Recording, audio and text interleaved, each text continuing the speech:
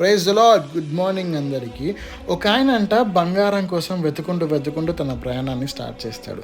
స్టార్టింగ్లో ఎంతో సంతోషం ఆనందంతో బంగారాన్ని నేను తెచ్చుకుంటానని తన ప్రయాణాన్ని మొదలు పెడతాడు. కానీ ఆయన తవ్వుతున్న కొద్దికి ఆయనలో నమ్మకం విశ్వాసం అన్నీ పోయి బంగారంకి దగ్గరలో ఉన్నప్పుడు ఆయన వెనకడిగేస్తాడు.